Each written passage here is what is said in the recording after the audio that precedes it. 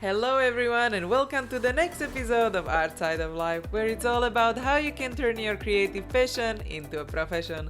My name is Eva and my guest today is a freelance artist, illustrator and game asset designer from Portland, Oregon. She's most known for drawing cute, pretty female characters, and she creates most of her artworks digitally, producing prints and stickers for her Etsy store. She is now learning to get better at traditional art because, as she says, it's always great to have a creations hanging on your wall. She's gradually growing her Instagram fan base of over 100,000 followers and supporting them with great advice and encouragement. She dreams of traveling the world and doing gallery shows in many towns. So please welcome Griselda, also known as Lord Gris, and let's get to the interview. So I would like to start with a question from the beginning. Like, if you knew always that you want to be a designer or as an artist when you were a child? I think art was something I always did enjoy doing. Initially, when I was a child and people asked me what I wanted to be when I grew up, I always said a paleontologist because I liked dinosaurs a lot. I wanted to dig up dinosaur bones. But as I got older, especially high school, I was like, I think I'm going to pursue art as a career for sure. Yeah. And which were the biggest decisions or like turning points which you had to do in order to pursue art professionally? So, it was a bit of a process for sure. In high school, I was like, oh, I'm going to do art. I'm going to be an artist. I got voted, most artistic and got all these scholarships to a private art college. And Oh, cool. I ended up at this private art college and I made it like a year and a half before quitting. The community shocked me. I think I wasn't ready. I didn't know myself well enough and I didn't really know where I was going or what I wanted to pursue. And I saw all these people that were so passionate about what they did, and my style was really frowned upon at the school that I was at, and kind of culminated in this like teacher shouting at me during class one day. He was like shouting at me like that I was uncreative and I was never going to go anywhere in the art world, great. and it made me really sad. It was very heartbreaking, and I ended up dropping out of school and being like, well, maybe art's not for me. Maybe I should go do art. And ended up getting like a retail job and working retail for a while. And that was kind of this long stretch of time that was like this dark period in my life a little bit where I was working retail and I had contracted this like chronic illness at the same time. Okay. So that was rough. I never got an official name for it either, but I was always in pain, couldn't eat anything. I was always nauseous. And so I was like, I ended up having to quit my job because of it and was stuck in my house a lot being like, well, what should I do with my time? And I tried doing a fashion blog. I tried writing novels. I tried, so many different things. Until I hit a point where I was like, I'm so depressed right now. So how did you overcome this, or what kind of made you or motivated you to start doing art again, or basically whatever would kind of help you to go through this? Yeah. So to get through that, I had hit this point where I was like, just like very, very like extremely depressed, and most days was like, oh man, if I get in the car, I hope we get into a car crash and I just like die because everything's really, really hard right now. I don't exactly know how to describe it. I was playing a video game one day. And I don't know if you know this concept, but when you play video games, there's something called grinding, where you'll just sit there and like kill the same enemy over and over and over and over so that you can level up. And I was like, this is dull and boring, but I'm willing to do this because I know it'll get me to the high level I want to be at. I was like, why don't I do this in my real life? Why don't I do the stuff that's dull and boring and hard to get me to where I want to go in my real life? I just hit this point where I said, I'm tired of sitting around and complaining. I'm tired of saying that I'm depressed and I'm not going anywhere and I'll never amount to anything when I haven't even tried, really. But I had seen, Yeah, that's really good analogy, kind of, when you talk about like, okay, when you can notice something in a game or at whatever magazine, book, and then you can apply it to your life in a helpful way. I think that's great. Yeah, I think there's a lot of people say people are afraid of hard work, but I don't think people are afraid of hard work. I think they're afraid that all the hard work they do isn't going to result in anything. They're afraid that the hard work's not going to get them anywhere. So I said, okay, anytime I think my hard work's not going to get me anywhere, I'm going to try and just think in my head, no, this is going to get me where I want to go. Yeah. And approach it the same way I'd approach a video game kind of thing. Yeah. And what kind of, or who inspired you in the past? Did you have a mentor or someone who helped you with a good advice or something like that? I didn't have a mentor, but someone that I did watch. I don't know if you know Happy D Artist. Yeah, She's I saw her online. Yeah, yeah. Yeah, her art is so beautiful. And I had a friend who actually knew her right when she was getting started. Like, she didn't really have any followers or anything. And he's like, oh, this is my friend. She just quit her job to start pursuing art. I was like, oh, that's pretty neat. We'll see how that goes. Yeah, and I remember just checking in on her page a little while later and being like, holy cow, this girl exploded. And she makes the kind of art that I want to make. She just draws these pretty women. And like, that's what I always wanted to do, but was told you can't do it. And seeing her kind of take that and become successful with it really inspired me to be like, okay, I can be successful with what I want to do then as well. Yeah, when you set your goals and you know what you want to go for sure. Yeah. And what do you think, what was your best advice or the worst advice you ever received? I definitely think that the worst advice I received was being told that I couldn't be successful with what I wanted to do and that I was uncreative, because that really stopped me. But the best advice I got was when I met some people who told me you should take advice from the people who have what you want. Because it's so often that we take advice from people who care about us, from our parents or our friends or whatever. And they're like, oh, you want to be an artist? Well, you should do this or you shouldn't do that. And those people actually don't know anything probably about what it takes or what you need to do to become a successful artist. And so kind of changing my focus and looking towards the people who did have what I want and reaching out to them, or if anything, just watching their YouTube channels, made such a huge difference to me. Yeah, because I was also mentioning it in some other interviews now that I also had the same influence. People were telling me oh, by the way, you cannot live from art, so you should just study something normal. And that's why I studied business and management. So that was maybe not the best advice, but still, look at it from the positive side. You can always take something good out of every experience. Yeah, definitely. So, and when you're creating now artworks and all the illustrations, what would be your vision or mission, or how would you describe your brand, or what do you put in your illustrations? Yeah, so I feel like my brand is kind of twofold. There's the content that I create, and then there's kind of the personality that I want to reach out to people. So I just enjoy things that are cute and pretty and make me happy, and might have a slight eerie air to them. But something that's always been really huge to me is that I've always wanted to impact people, and I've always enjoyed artists that have been able to use their platform to impact the world around them. So there's a photographer named Humans of New York. I don't know if you know him. Yeah.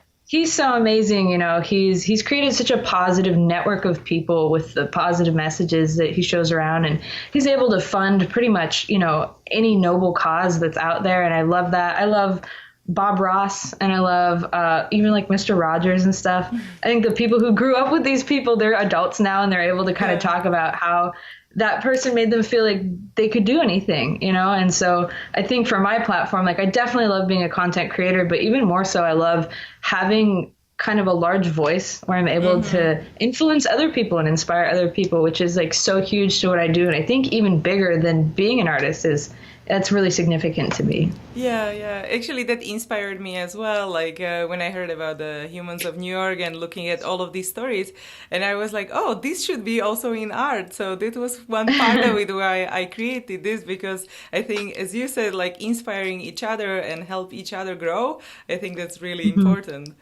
So it's a beautiful thing. I love when people can use their art to impact the world. Yeah, so I'm really happy that you also join us here and help others. So that's really cool. And so what I wanted to ask you as well about the inspiration, because most of the people love to hear where the artists get the inspiration from, and maybe what is the weirdest thing to inspire you as well. I think a lot of my inspiration will just come from like pictures that I see, other artists out there that I love. Probably the weirdest thing that inspires me is food. Yeah, Um, cool.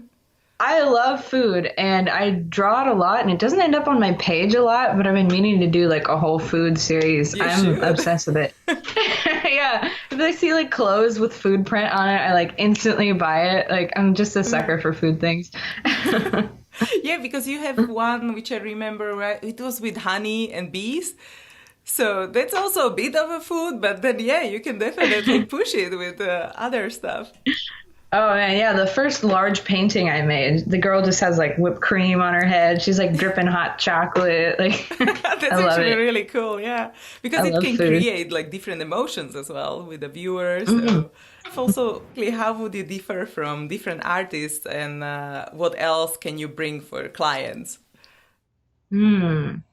How am I different from other artists? I don't know. I think, ooh, that's a hard question. That's kind of I mean, ties. all art is very different, and I often wonder what makes a client choose one artist over another. Like people will hit me up and say, "Oh, I want you to draw my family portrait," and I'm like, "Why did you choose me over, all these other artists that I feel like are far more talented than I am?" Um, Honestly, I don't know. I don't know what I bring to the table But maybe that's because different. it's different also like yeah, as you said, like positive and happy approach. So they always see this and then that's why they choose you because they want to have the same impact on their life probably. I So hope so. Yeah. so that's what I would assume. And so if someone would want to do what you do now, what do you think they should start with? And maybe what you started with and what they are using now, maybe some mediums and tools, if you can mention. Hmm. Definitely. So I'll use a mix of honestly all kinds of things, pretty much whatever I can get my hands on. But a lot of what I do is done with sketching on paper and then overlaying color with the digital program. Definitely, I use a Microsoft Surface Pro for Okay. coloring things. I think it's a great tool. But I think if someone wanted to do what I do now, there'd be two things that I would suggest specifically. First of all, making sure that you have good content, which can be done through practice. I think a lot of people neglect like proper practice. So like studying lighting, like finding a photograph that has really good lighting and then trying to replicate it as well as you can. Even if you don't want to draw a realistic style, learning realistic lighting will translate into any style you want. Yeah. And attending figure drawing classes, just teaches you how to draw the body really naturally. But I think the other thing that artists like really neglect is learning proper people skills and networking skills. That was honestly the biggest difference. I had my Instagram platform for a year. I had 200 followers, and then Yeah. I read some books on how to have good people skills and how to properly connect with people and how to leave people feeling good about themselves when I'm done talking to them. And that's like applying those principles is what led my platform to grow to what it is now. And so I encourage everyone. I'm like, do not neglect the significance of being able to connect with people because the most important thing you can do is make a person feel valued and appreciated and they'll want to help you forever. Yeah, and so what was the book or what they should read? Like people, I mean, if listening to this. Okay, the ultimate book. I tell everyone to read this. I don't know if anyone ever has, but it's called How to Win Friends and Influence People. Yes. The title sounds weird, but it's a good book. I You read it, yes. It's such a good book. You just learn so many significant things, the power of smiling and making sure you use people's names and, all these good Yeah. little tips. There is also a book called Hooked, Habit Forming Products. And that one is Ooh. also quite interesting because it's like what motivations people have, to buy products or follow other people. Or it's, yeah, but it shouldn't be used for evil. Definitely not. No, use it to add value to people. That's what you got to do. Yeah, yeah. So, and how do you design your day when you have like, of course, you probably plan ahead, or do you? Oh yeah, I usually have like my whole week scheduled out. The average day for me kind of goes like I'll wake up. I've usually made like a sketch the day before that I'll color. I'll post that. I'll answer all my emails and try to put out any orders I get from like my Etsy store, and then I get to like the commission work that I'm working on. And then in the evening, if I have time after all that, I work on personal projects because I actually ultimately would like to be a painter, but I don't have a ton of time to make paintings. And so they're kind of a thing that I get to when I have spare time. So painting the traditional painting galleries style. I would love it. I would love to put my work up in galleries and, making digital art, it creates an effect that I really enjoy and it's very pretty, but I always feel so much more accomplished when I have something that's real and it's up on the wall and people can walk in and they see it and they go, oh, wow, it's so beautiful. Yeah. And you have now a mentor, right? You mentioned for a traditional painting. Yeah. Oh man, Matt, he's great. I initially met him because I wanted to make a video game and I needed a background artist, and he was a local painter that made really cool paintings. So I hit him up to try to hire him, but my game ended up going nowhere and we kind of remained friends anyway. And after a long while I hit him up and I was like, okay, man, you paint so good. Will you please teach me? He's like, okay, come to my studio. And, he just let me come to his studio whenever he had spare time. He's very nice, very generous guy because he doesn't have a lot of free time. But, we've just been buds for a long while now. I've moved into the studio. I have a little space in his space. So that's so cool. So you go to the studio every day? Or not every day. Honestly, it's pretty far from my house. It takes me about 45 minutes to get there. So I usually end up going about once a week. And I'm mainly there. I'm there, to get training from him a little bit. And also the studio itself it's 4 stories, 50 artists. It's like the top artists in my city. And so getting to be around them, it's so significant to be around the people who do what you want to do. You learn from them. And so for me, it's worth it to be in that space to just kind of like absorb their talent and stuff. I'm sure. Yeah. And so normally do you work from home? Yeah, normally I work from home. Okay. I'm kind of like, I'm a little bit of a shut-in. I'm like, it's been 3 days and I haven't seen another human being. Yeah, that's why I go also for a coffee or yoga outside or something to see humans. Just like human contact. I forgot what you all look like. Yeah, I'm the same, so for sure. And you had the exhibition also in the studio, right? Can you tell us a bit more about that one? Well, the whole studio had an open house. And so people they wanted to see the building. It's normally closed off to the public, but one day a year they open it up and people can tour the spaces. And it was amazing. I wasn't expecting so many people to show up. I think about 1,000 people filtered through that room. And my table was very popular with the children. A lot of the art in the building is it's really fine art or very abstract and stuff. And so the kids would be like, this is boring, Mom and Dad. But they find my table and they're like, ooh, unicorn girls. Yay. I think everything I sold was either to kids or to people saying they were going to take it home to their kids. So I'm like, all right, I know my age group. Yeah, exactly. You find your target group, which is really important. Yeah, but it was wonderful. It's so wonderful to talk to so many people. There's so many people out there, they want to make art and they don't know how to get started. And they just want to ask you a million questions on how to do it and things like that. And so it was great to be able to talk to people and kind of encourage them like that. Yeah, for sure. And also, as you are motivating a lot of other people, how do you motivate yourself or some things which inspires you to continue so you don't feel stuck? I used to have a really hard time motivating myself. It used to be just every now and then I'd get around to making a piece of art, when I felt like it. But motivation is not really a hard problem for me anymore. And I think it's because I have a dream. I have somewhere I want to get to. I have a goal and I know that it's possible to get there. I think having a dream and knowing you can get there, you'll work your butt off like crazy once you start seeing results like that. There's so many things I would love to do, I'd love to make, an art book. Yeah. That'd be super cool. And there's so many artists out there that I've really always looked up to that I've always wanted to get a chance to talk to. And so in my mind, it's oh man, I have to become so amazing at art to earn their attention. kind of earn the ability to get to talk to them someday. And so I work hard every day just because I'm so excited about being able to get there. Yeah, but also talking to many artists now, they always say like don't like be afraid to reach out to them. So they are most of the time they are really happy to help. So I think that's really nice. And sometimes they might be busy, but they say like, okay, you should always follow up, which was one of the interviews I just had recently, because sometimes artists or other people like reach out to them and they say, oh, sorry, I'm really busy, and they never write them back. So it's also quite interesting approach. I was like, yeah, actually that's true, just to follow up if you really want something. Yeah, definitely. Keep trying. Like it means a lot to me when people like send me a really nice message where they're just like, hey, I'm feeling lost in the world and was hoping you could help me figure out how to get on track. I pretty much will always answer those messages. There's a lot of other like random messages that I might not, if someone just messages me and says sup, I'm probably not going to answer. Sup.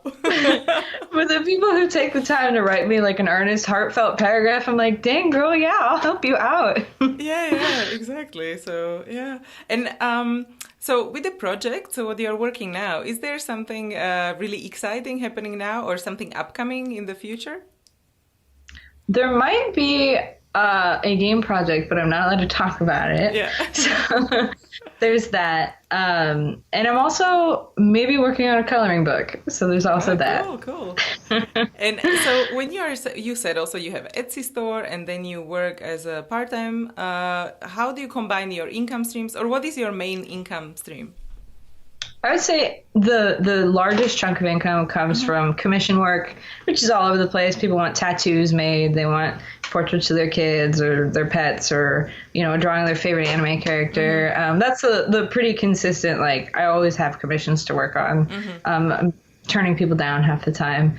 But then there's also my Etsy store on the side, which is nice. And then selling original artwork, which is not as common because I don't make it as much, but there's that. So adding that all together is kind of where all my income comes from. But I feel like I'm still fairly new to the concept of monetizing my art. I've only been monetizing it since February. Yeah. In general, like, I've only been at this art thing for a year, and so I'm like still flailing around figuring it out. My ultimate goal is to kind of get to Patreon and have Patreon be the main source of my income. But I know that's building a successful Patreon requires a whole new level of output, so not ready for that level yet. Promoting and creating content and everything. Oh yeah. I gotta learn how to video edit and make speed paints and stuff. Like that's excellent. So you're not doing the speed paints yet? I do not know how. Okay, yeah. I would love to. Yeah, people ask me all the time, like, can you make speed drawings? Can you make speed paintings? And I'm like, I need to get a camera that can hold 30 hours of footage first. Yeah. And then we'll see. Or maybe you can just do it on the phone if you have enough memory, you know, like when you... Yeah. Because I just bought also this like simple holder for a phone, and I still need to edit some of the videos I made. But I found out that it's just, you can just speed up the whole thing. There is just one button and that's it. Oh, nice. That would be great. I would love that. So it depends which program do you use, but some of the Adobe programs or some of the free ones as well, you can just like make it faster and, you know, just publish it. Yeah. Oh my gosh. There's still so much I'm learning about how to do all this. It's very new. Yeah, so. Me too. So need to progress. And so when you said also you have a different projects and commissions, how do you decide what to say yes and no to? A lot of it has to do with the content that's being asked for. I used to take on every commission back when they were kind of rare, and I'm really glad that I've kind of hit the point where I can like turn down the weird ones, like people being like, oh, draw me these like sexy giant boobed women, and I'm like, no thanks. You know, or more so like people will ask for things that aren't at all what you do. They'll want drawings of like cars or like very geometric, like buildings and stuff. And I'm like, that's not really like in my skill set, but let me direct you to an artist who is really good at that. You'll probably be much happier with your commission if you go ask them. Yeah. So I try to kind of like stick to things that are within my skill range that I know that I'll be comfortable making and it'll be worth my time and they'll be happy with ultimately, because, you know, I want to make them happy. So that's usually what I end up doing. Yeah. And so how do you find the new paid projects or or collaborations? Because you mentioned mostly it's from social networks, right? Like Instagram, but is it from something else as well? Like, do you go for events and other networking? No, it shocks me, honestly. Shocks me how many people want commission work and are willing to like ask about it. I thought it would be a really rare thing, but I don't look for it at all. I just get tons of emails and tons of messages in my inbox just being like, people having really neat commission ideas, really cool tattoo ideas out there that I'm always excited to do. Yeah. Oh, that's really nice. Oh, I didn't know. Like people, I mean, I don't really have requests for tattoo designs, but yeah, that's actually really cool. But yeah, I wasn't thinking about that. And so how would you plan your week? Would you use like Google Calendar, or do you use the traditional tools like diary or something like that? Oh my gosh. It's mostly just like scribbled down in like a page of my sketchbook being like, don't forget so-and-so's commission and email so-and-so back. I wish I was more organized. I need to get Google Calendar because, it would save my life, I think. And what do you wish you knew before you started the whole career? Let's see. I think I wish I knew kind of how to respect myself and how to respect my art. I think when you first get started, you're just like kind of so eager to do things that you're a little too nice and you end up getting taken advantage of. There were a lot of times, like when I first started this out, like when I did commission work, I'd do a bunch of commission work for people and say, oh, you can pay me when I'm done. And there's so many commissions I've done that I've never been paid for. Oh. And I hit this point where I was like, okay, we do payment up front now. All right, I start when I get paid kind of thing. So what would you advise young artists which are just starting this if they are asked to do commission? Do you ask for a half payment before and then you deliver like a sketch first, or how is this process? So the way that my process goes is, we will discuss what the person wants in pretty great detail so that I have like a really good idea. I'll ask them for a lot of reference photos usually. If they're like, oh, I want you to draw me and my boyfriend. I'm like, okay, send me pictures of you guys and send me pictures of the kind of clothes you want to be wearing and things like that. And so I'll start when they pay me, and the first thing I'll do is send them over a sketch for them to approve. I want to make sure that they like the pose, and then I'll send them a couple updates as I'm coloring it. And when I get to the end, I usually will say you can change like, one or two small things. Most people don't usually want to change anything because they've seen it along the way. So that's good. But yeah, it used to be that I would just let people change things indefinitely. And sometimes I'd spend like 2 months on something and then being like, no, change that. Yeah. And then I wouldn't even get paid. And it was just, yeah. And do you send them right away like a full resolution picture, or do you send them the small image before and then when you get the payment then you provide the full picture? Well, I mean they'll pay me before I even start. Okay. So then it works out. Okay. Yeah. At the end they just get the full resolution picture. Yeah, and then you have maybe 2 or few fixes to change at the end. Yeah. Okay. Definitely, yeah. That makes sense. But it's really good to know, because some people when they are starting, they never know how to, approach this. Oh yeah, I had no idea how to approach it. Everything, it's all been very hands-on. And I think I would encourage people that if there's something they want to do, just get started. You're not going to know how to do everything when you start, and you will learn so much along the way. And you probably, if you're sitting around waiting to be like good enough or whatever, just start. You'll figure it out. Yeah, for sure.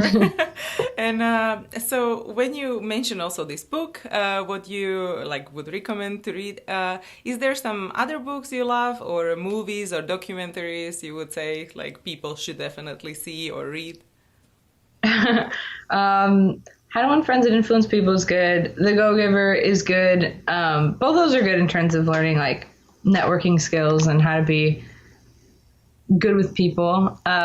In terms of just things I think people should watch, I think Kimi no Nawa is a really great movie that just came out, and I've seen that movie like 3 times now, which I don't ever rewatch movies, but I love it so much. It gives me like chills every time I watch it, and like I feel super inspired. It's just so beautiful. The music's beautiful. The animation is beautiful. So I think people should watch it. I think they'll feel inspired. Yeah, I haven't seen it yet, so I will put it in a show note so people can check it out for sure. Oh yeah, it's good. And is there something you bought recently or ever, some product or service you would recommend? Like, this is super cool. I'm definitely going to say my Surface Pro is the best thing ever. I love everything about it because I'm just able to take a picture off of it and then like upload that into my drawing program and draw with it. Because there are the tablets you can get that like plug into a computer, but they don't do all the other stuff. Yeah. And they're not portable. I can drag this thing around with me anywhere I want to go and draw wherever. So I love my Surface Pro. I think anyone would benefit from one. Oh, cool. I have to check it out, at least in a shop or from someone, because I never even tried it. So. Oh, it's wonderful. You'll love it. You'll never go back. So that's actually good. And we discuss all the products and the motivations. And I would like to end this interview with some questions about the future. And if you would imagine yourself in like 5 to 10 years, and if you cannot fail or you're not scared of anything, what would you be doing? Oh man, I would definitely be painting. Yeah, absolutely. Like successful me of 5 years in the future would just have so many paintings under my belt. I'd have a successful YouTube channel where I document how I make them. And, I would be in gallery shows, traveling around, showing off my art. Yeah. I love that. I always meet artists that come to town just because they're doing a gallery show and they talk about all the countries they've gotten to visit because they're showing in all these different countries. And I'm like, oh, I want to see the world. Yeah, but I'm sure that will happen. So, you just have to believe, and it's like, yeah, this is happening. And what would you like to be remembered for in 100 years? Oh, man, definitely for being able to be a positive impact on people and making people believe in themselves and helping just hundreds of artists become successful artists. Ideally, I think that's the most important thing to me.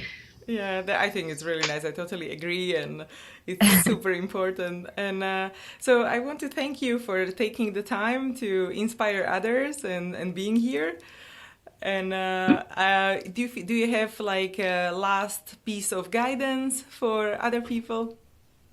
I think my last piece of guidance, especially for people that are young, but really for anyone of any age, I think if I knew that all the practice that I did when I was younger was going to pay off as much as it did now, I would have done it way more. I think the only thing holding me back was thinking that it wasn't going to get me anywhere. And I think that people should practice as hard as they can now because it will pay off. It will absolutely always work 100% of the time. There's no reason to be hesitant. There's no reason to be afraid. Just make art.